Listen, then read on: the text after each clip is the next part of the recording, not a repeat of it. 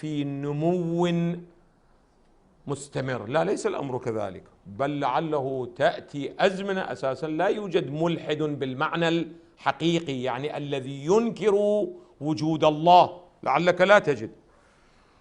نعم، قد يوجد شخص هنا شخص، أما كظاهرة هذه قد لا توجد مولانا. الآن في الغرب هذه موجودة، إذا قبلنا الإحصائية 7% مثلا في أمريكا، هذه إحصائية ليست قليلة ظاهرة، وإن كان بالنسبة إلى المؤمنين هي ماذا؟ نسبة قليلة جدا، ولكنه بالنسبة في نفسها ليس عدد قليل. إذن ما هي أهم العوامل التي قد تؤدي إلى ظهور مثل هذه الظواهر أعزائي؟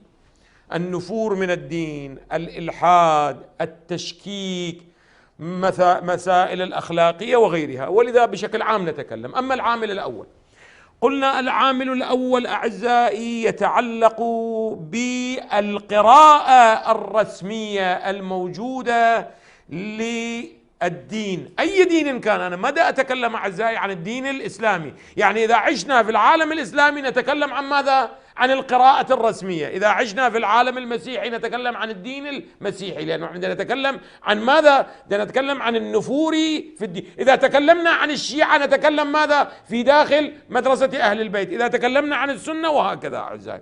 إذن العامل الأول أعزائي هو ما يتعلق بالقراءة الرسمية التي تكون، بالأمس بينا، التي تكون عادة مدعومة ومغلفة ومغطاة بهذا المثلث الذي أشرنا إليه، وهذا المثلث وهو المال والإعلام والقداسة، اللي قلنا هاي القداسة هي التي سوف تكون سببا في ماذا؟ سببا في التكفير وغيره أعزائي.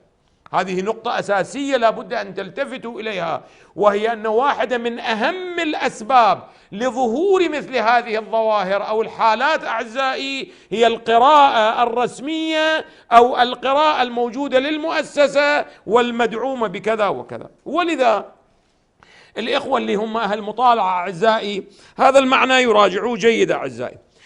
القراءة في كتاب العرب والبراكين التراثية لهاشم صالح، هذا آخر كتاب صادر إلى هذا اللي 2016 أعزائي. هناك في الصفحة 16 أعزائي هذه عبارته أعزائي، هو عبارة مهمة أعزائي، ويقول بأنه الذي أدى إلى النهضة والإصلاح والأنوار وما في الغرب الذي أدى إليهم هذا، أن الدين هو ذروة الذرى وغاية الغايات. انظروا إنسان هذا حداثوي افترضهم لا يعتقدا بدين، ولكنه يعتقد أن الدين يشكل ركنا أساسيا أين؟ في المجتمع أعزائي، يعلو ولا يعلى عليه.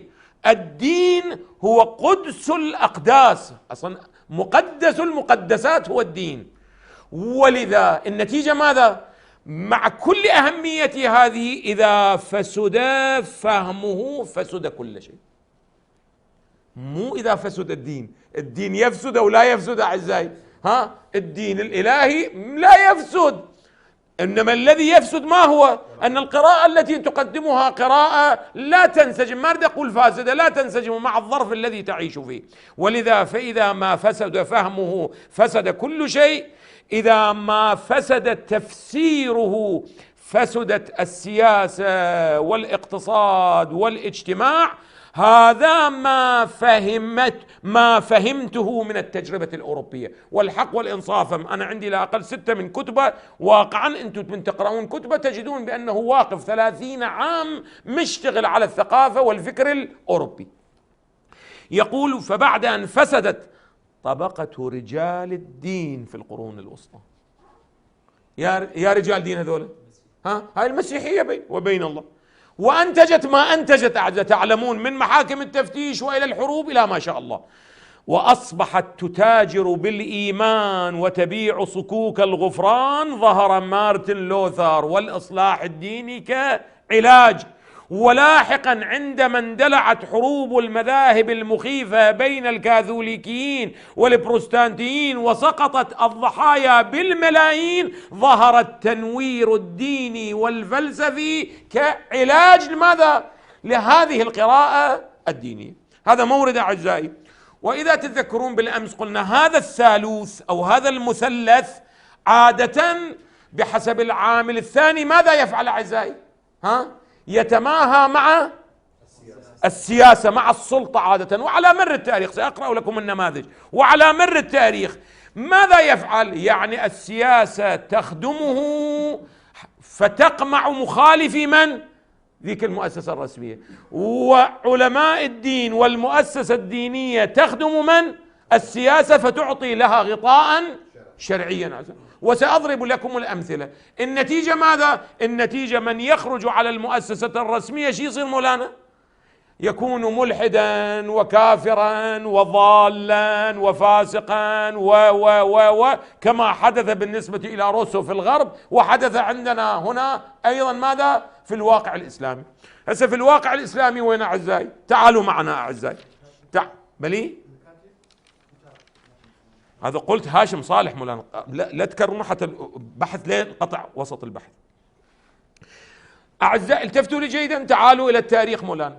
التاريخ ما هو؟ الآن أنا أقرأ لكم، طبعا أنا ما يحتاج لأن تذهبوا، فقط روحوا اقرأوا فصل واحد من فصول التماهي بين الحنابلة وبين ماذا؟ وبين السلطة العباسية عندما جاء المتوكل إلى السلطة. انظروا ماذا فعلوا بمن؟ بكل معارضي من؟ بكل معارضي السلطة، ولكن باسم ماذا؟ باسم معارضي الدين مولانا. ولهذا نصبت المذابح. مثلا يا طرحة مسألة خلق القرآن، باعتبار أنه الحنابلة كانوا يقولون أن القرآن غير مخلوق، والمعتزلة كانوا يقولون أن القرآن مخلوق مولانا، وفي عهد المأمون كانوا المعتزلة. فعندما جاء المتوكل بعده في 10-15 سنة مولانا ماذا فعل مولانا؟ انتقم منهم شر مولانا. وفي زمانه مولانا هاي القراءة اللي موجودة الآن السنية والأشعرية وكذا، هذه معروفة بالبيان القادري مولانا، اللي قالوا بأنه أساسا الحاكم شنو والدين شنو والقضاء والقدر، ونصبت في المساجد، ومن خالفه فهو ماذا؟ فهو زنديق. وإلى يومنا البيان القادري هو ماذا؟ هو الحاكم في الواقع السني. هسه الآن هذا الفصل وين الإخوة اللي عندهم يطالعون مولانا؟ هذا الفصل يطالعون مولانا من إسلام القرآن إلى إسلام الحديث، من إسلام القرآن إلى إسلام الحديث لجورج طرابيشي، اللي هو المجلد الخامس من المجلدات التي ناقش بها من؟ محمد عابد الجابري. هذا المجلد الأخير اللي هي خلاصة الأفكار موجودة في هذا المجلد الأخير، وهو مجلد ضخم تقريبا حدود 700 صفحة 650 صفحة. هناك أعزائي تحت عنوان الانقلاب المتوكلي على من؟ على من سبقه من المأمون وغيره. أنا يعجبني فقط هذه أقرأ لكم إياها. هذا التخادم أين؟ في السلطة. انظر أعزائي، قال السيوطي المتوكل من هو؟ يقول كان منهمكا في اللذات والشراب، لم يكن أحد ممن سلف من خلفاء بني العباس، كلها مصادرها موجودة من تاريخ الخلفاء إلى تاريخ بغداد إلى المنتظم إلى غيره، من بني العباس تظهر في مجلسه أو يظهر في مجلسه اللعب والمضاحك والهزل إلى آخره، إلا من أعزائي؟ إلا المتوكل. هسه انظروا، أما المؤسسة الدينية الحنبلية ماذا فعلت؟ انظروا ماذا قالوا في حقه. فإبراهيم بن محمد التيمي قاضي البصرة الحنبلي لم يتردد في أن يقول الخلفاء ثلاثة: أبو بكر قاتل أهل الردة حتى استجابوا له، وعمر بن عبد العزيز رد مظالم بني أمية، والمتوكل محى البدع وأظهر السنة. هذا الفاسق الفاجر اللي بتواريخهم لا بتواريخنا، ولكنه لأنه يوجد ماذا؟ غطاء. مو غطاء، اكو تماهي في خدمات. يعني انت تريد انا ادافع عن الحنبلية، لابد ماذا؟ لابد تدافع عن شرعيتي. بعد مولانا حنبليا آخر هو عبد الرحمن القزاز لم يتردد في أن يعزو إلى المتوكل غب وفاته المعاجز مولانا. معجزة مولانا، صارت كرامات مولانا. مثل ايش مولانا؟ روي على لسان الطيالسي أخبرني بعض الزمازمة الذين هم مسؤولين عن زمزم، ماء زمزم مولانا، الذين يحفظون زمزم، قال غارت زمزم ليلة من الليالي فأرخناها فجاءنا الخبر أنها الليلة التي قتل فيها المتوكل. نفس الخبر اللي وارد عن الإمام الحسين عندما قتل مولانا كذا، هذه مولانا طبقوها في مكان آخر. وهكذا أنا بودي وترجعون هنا إلى هذا الكتاب حتى تعرفون أنه من أشار على المتوكل في قبر الحسين. يعجبني تراجعون من أشار على المتوكل. المستشار الرسمي كان للسلطة المتوكلية كان أحمد بن حنبل. هذا أريد أقول لك. هسه هو لا يعرف الحسين أحمد بن حنبل، لو يعرفه ولكنه أكو ماذا؟ وما ضاع على فقيه مسلك مولانا، أهم مهم أكو مولانا. مشكلة ما أكو أهم مهم وتمشي القضية على أي لحظة، مو مهم. هذا في الواقع شنو؟ وين؟ في الواقع السني. حتى لا تخلو العريضة مولانا، تعالوا إلى الواقع الشيعي مولانا. طبعا واقع الشيعي نماذج كثيرة مولانا، النماذج كثيرة في الواقع الشيعي مولانا. أقول في الواقع السني مولانا، يعني قضية التماهي بين محمد عبد الوهاب وآل سعود مولانا، ما شاء الله كتبت كتب مولانا بإمكان الإخوة، ولهذا أنا بعد ما جيت بها لأنه الإخوة يقدرون يراجعون ويرون. أما في الواقع الشيعي التماهي والتخادم والامتيازات المتبادلة بين الصفوية والمجلسي مولانا. طبعا عندما أقول المجلسي مو مقصود الشخص فقط، وإنما مقصودي ماذا؟ هاي المنظومة والمؤسسة الدينية التي أسست أين؟ أسست في إيران أعزائي، وكانت تشتمل على عشرات العلماء من بلاد الإسلام. لا تتصورون بأنه كانت هيئة شنو؟ شخص واحد، لا، وإنما كثير من علماء لبنان كانوا مولانا ماذا؟